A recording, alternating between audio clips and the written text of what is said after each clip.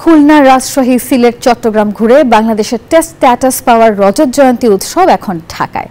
25 বছর পর দেশের টেস্ট ক্রিকেটের ঘুম ভাঙাতে এই আনন্দ আয়োজন করেছেন বলে জানিয়েছে বিসিবি সভাপতি আমিনুল ইসলাম বুলবুল।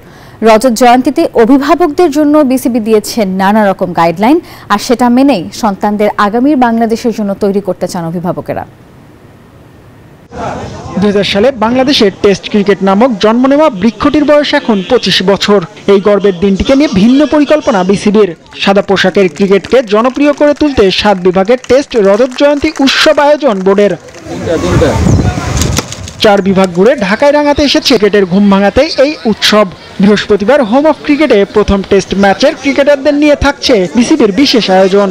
বহু জায়গায় ক্রিকেট ঘুমিয়েছিল, ওই তাদেরকে একটা ওয়েক আপ কল দেওয়া, এবং অত্যন্ত সাকসেসফুলি আমরা এই কাজটা করার চেষ্টা করছি এবং করছি। যে ক্রিকেট বোর্ডে দাওয়াত দিয়েছি, সো মেইনলি হচ্ছে আমাদের সেই পূর্বের 25 বছরের সেই স্মৃতিতে ফিরে যাওয়া, আমাদের সেই বন্ধুত্ব, ক্রিকেটের বন্ধুত্ব যাতে আমরা অটুট থাকে।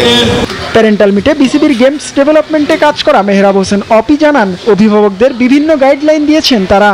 গাইডলাইনগুলোর মধ্যে ছিল যে কিভাবে আপনার ছেলেকে অনুপ্রাণিত করবেন, সেখানে ডিসিপ্লিনের একটা অংশ ছিল। সেখানে তার ডায়েট কেমন হবে, কি খাবার দাবার খাবে, তার ফিটনেসের জন্য কি করতে হবে, তার ক্রিকেট মেধা বাড়ানোর জন্য কি এডুকেশন থাকবে, সে সমস্ত একটা আমরা গাইডলাইন দিয়েছি। টেস্ট রজত জয়ন্তীর অংশ হতে পেরে আনন্দিত অভিভাবকরা। বিসিবির দেওয়া গাইডলাইন অনুযায়ী সন্তানদের তৈরি করতে চান আগামীর বাংলাদেশের জন্য। ডিসিপ্লিন যেগুলো সে বলল, এগুলো আসলে আগে অনেক কিছুই জানতাম না, অনেক কিছুই জানা হলো। এর মাধ্যমে আমরা চেষ্টা করব অবশ্যই বাচ্চাকে এভাবে তৈরি করতে। আনন্দ আয়োজনের অনূর্ধ্ব 12 6 সাইড টুর্নামেন্টে অংশ নেওয়া বালক বালিকারাও উচ্ছ্বসিত। ভালো লাগছে। আমরা সাধারণত এরকম খেলতে পারি না, বাট ক্রিকেট বলে খেললি টেপ টেনিস, অবশ্যই সেটা সবারই স্বপ্ন থাকে। আমি আমার জায়গা থেকে চেষ্টা করছি, আমি বিকেএসপি স্টুডেন্ট, তো অনেক ভালো লাগবে নিজের স্বপ্ন পূরণ করতে পারলে।